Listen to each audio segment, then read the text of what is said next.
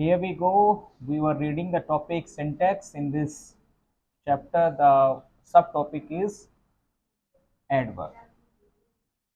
Is it right?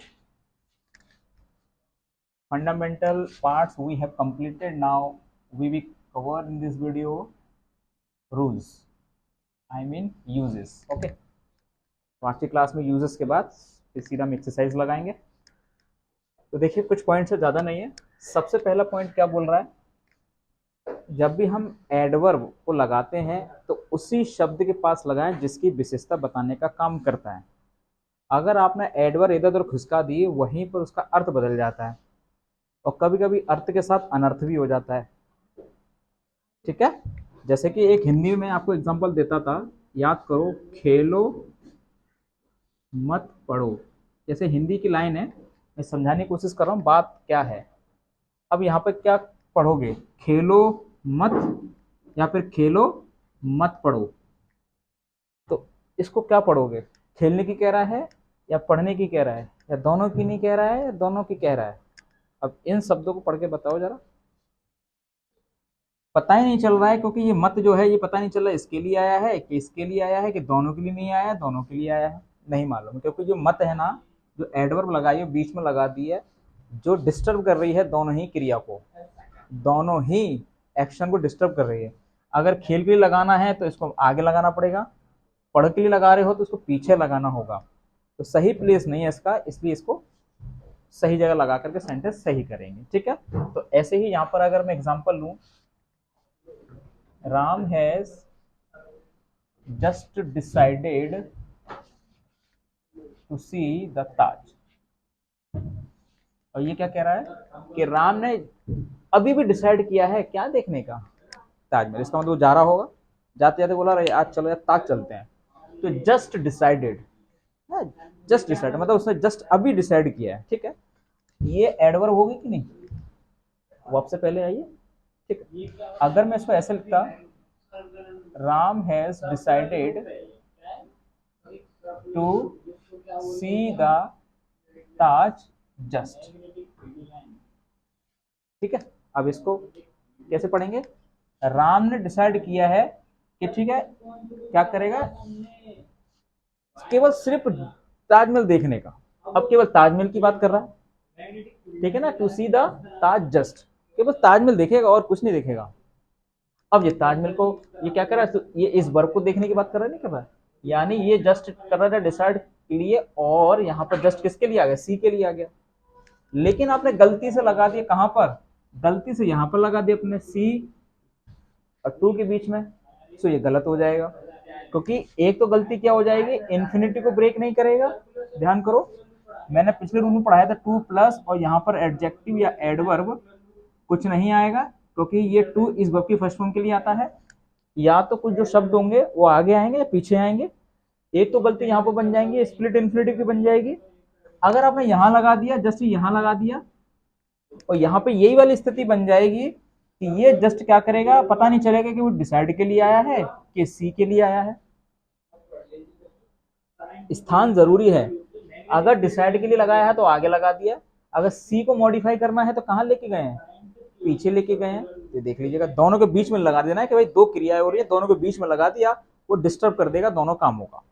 तो पहला point मैं ये बता रहा हूं कि जब एडवर्ब आप लगा रहे हैं तो ये तय कर लें कि किस वर्ब के लिए लगा रहे हैं, कौन सी क्रिया के लिए आप यूज कर रहे हैं, ये पता होना जरूरी है, वरना अर्थ खराब हो जाएगा। ठीक है, पहली बात।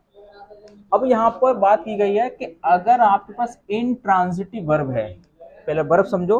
वर्ब आपकी जैसे कि दो प्रकार की होती हैं, एक ट्रांजिटिव और एक और ट्रांजिटिव वर्ब। एक ट्रांजिटिव वर्ब होती है और एक होती है इनट्रांजिटिव वर्ब, यानी सकर्मक क्रिया, सुना है, और एक होता है आपका अकर्मक क्रिया। सकर्मक क्रिया वो होती है अपना अर्थ पूरा करने के लिए ऑब्जेक्ट लेती है, और अकर्मक क्रिया वो होती है अपना अर्थ पूरा करने के लिए ऑब्जेक्ट नहीं लेती है। क्योंकि अगले दो पॉइंट इसी के ऊपर है।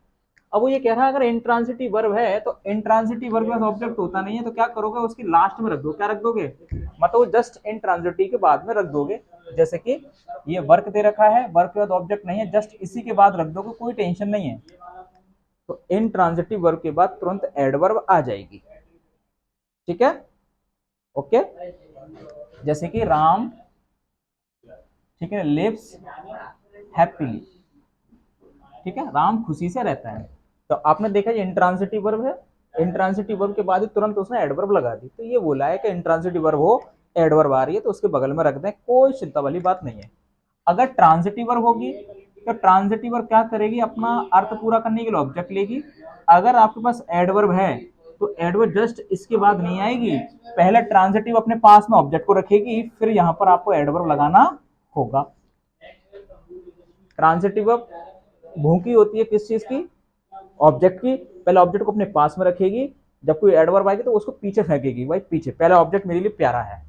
ठीक है, तो क्या हो जाएगा, जैसे कि ही या फिर Ram, Ram helps me daily. ठीक है, तो अभी डेली क्या है यहाँ पे, एडवर्ब है कि नहीं, कौन सा, एडवर्ब ऑफ टाइम। ठीक है, एडवर्ब ऑफ टाइम। तो उसने क्या रखा, ऑब्जेक्ट के बाद ही रखा है कि नहीं रखा है। तो यहाँ भी देख लो कि जब भी आपके पास ट्रांजिटिव वर्ब है तो ट्रांजिटिव वर्ब क्या करेगी, ऑब्जेक्ट के बाद आएगी। किसके बाद आएगी, ऑब्जेक्ट के बाद आएगी। जैसे कि he did his work carefully, ये वर्ब हो, ये सब्जेक्ट हो गया, ये वर्ब होगा, ये ऑब्जेक्ट होगा। ऑब्जेक्ट के बाद किसको रखा है, एडवर्ब को रखा है। ठीक है, और ध्यान रखना जब भी आपके पास एडजेक्टिव है और एडजेक्टिव में एलवाई लगाया है तो किस में परिवर्तित हो जाता है बच्चों, ये एडवर्ब में परिवर्तित हो जाता है। ये बेसिक बात याद रखो, छोटी छोटी बातें हैं, छोटी छोटी बातों से ही हमारी बहुत सारी चीजें तैयार होती है। ऐसा नहीं है केवल आपने चैप्टर पढ़ लिए तो हमारी इंग्लिश सही हो जाएगी, इस भ्रम में नहीं रहना। अगला ऑक्सिलरी वर्ब, ऑक्सिलरी वर्ब का मतलब हेल्पिंग वर्ब और मॉडल दोनों ही आ जाती हैं। ठीक है, ऑक्सिलरी वर्ब मतलब जिनकी सहायता से हमारे वाक्य बनाए जाते हैं, जिसके अंदर मॉडल्स भी आ जाती हैं, जिसके अंदर हमारी हेल्पिंग वर्ब भी आ जाती है, जिनकी सहायता से हम टेंस बनाते हैं। तो ये कह रहा है, मान के चलिए आपके पास ऑक्सिलरी वर्ब है, ऑक्सिलरी वर्ब को मैं हेल्पिंग वर्ब कह लेता हूँ। ठीक है, हेल्पिंग वर्ब भी आई है, मेन वर्ब भी आई है, और कह रहा है एडवर्ब भी आई है। तो ऐसे सेंटेंस में जब भी फ्रीक्वेंसी वाली वर्ब आई है तो कहाँ आएगी, इन दोनों के बीच में रखी जाएगी। अगर हेल्पिंग वर्ब नहीं है तो मेन वर्ब से पहले ही लगाई जाएगी। दोनों एग्जांपल देता हूं, जैसे कि ही always speaks the truth, speaks the truth. तो आपने देखा सब्जेक्ट आया है, वर्ब आया है, तो हेल्पिंग वर्ब नहीं है तो क्या करेंगे, मेन वर्ब से पहले रख देंगे। अगर मान के चलिए यहां पर आ गया ही हैज, ठीक है, ऑलवेज रिटर्न माय मनी,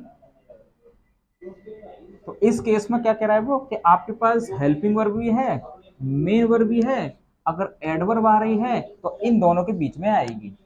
तो कुछ बच्चे गलती कर देते हैं, इसको हेल्पिंग वर्ब के बाद रख देते हैं, ठीक है, मेन वर्ब के बाद रख देते हैं, पोजीशन को खराब कर देते हैं। पोजीशन खराब तो इसका मतलब अर्थ खराब।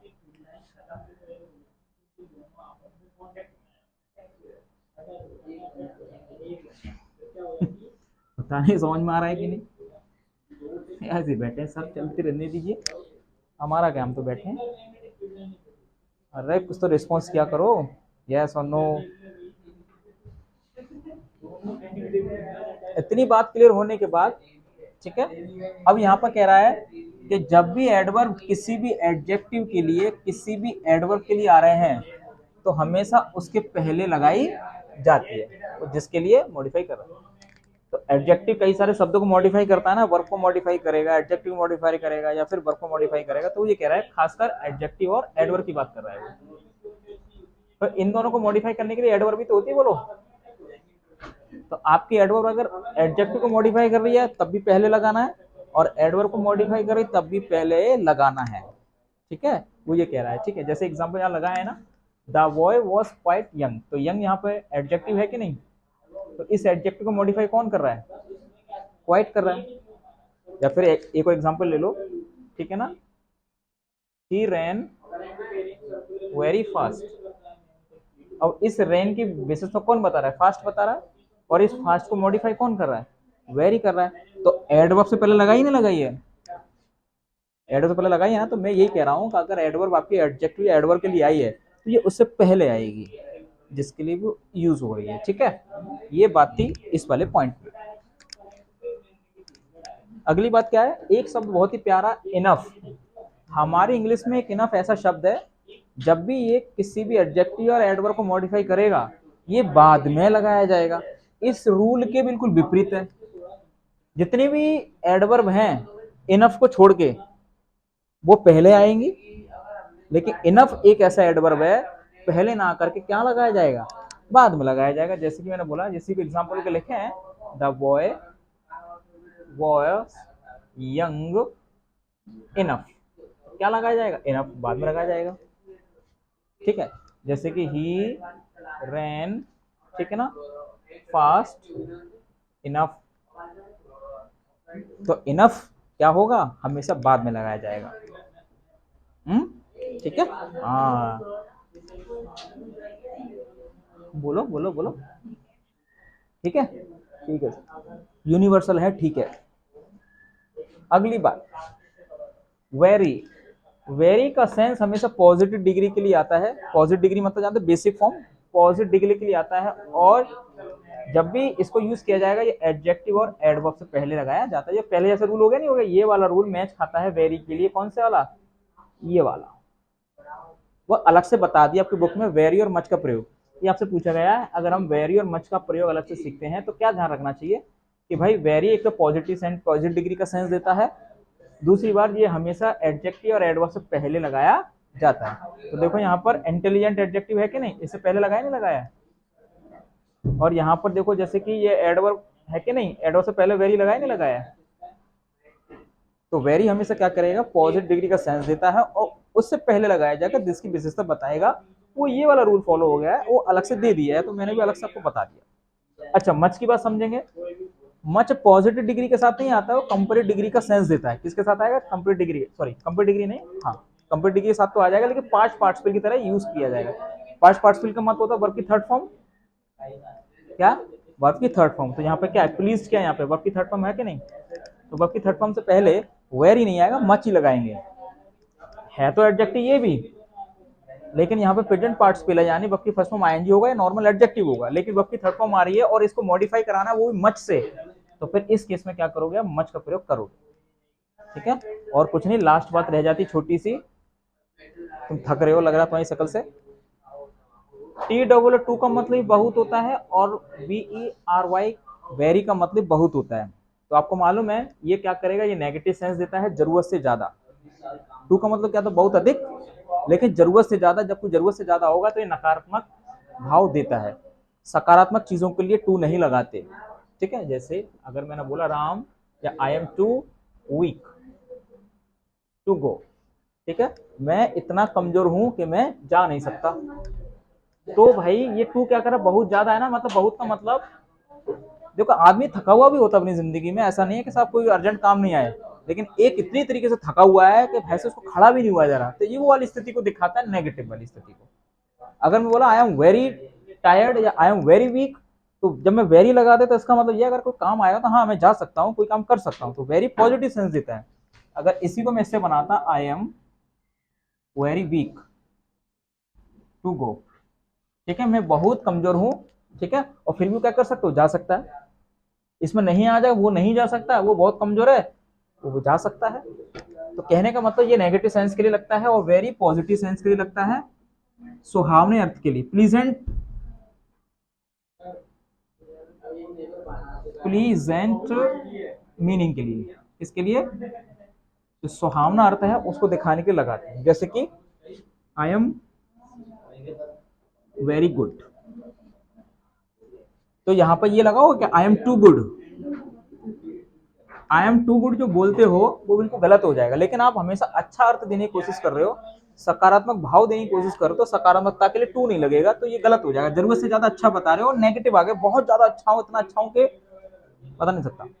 एक मूवी आई थी मालावाल वीकली, उसका टिकट लग जाता 5-6 करोड़ का, अब वो इतना खुश हो जाता है, जरूरत से ज्यादा खुश हो जाता है, वो मर जाता है उस टिकट को लेके हाथ में। तो जरूरत से ज्यादा हो गया ना वो, इतना खुश, हाँ तो ये टू वही दिखाता है, पगला देता है आदमी को।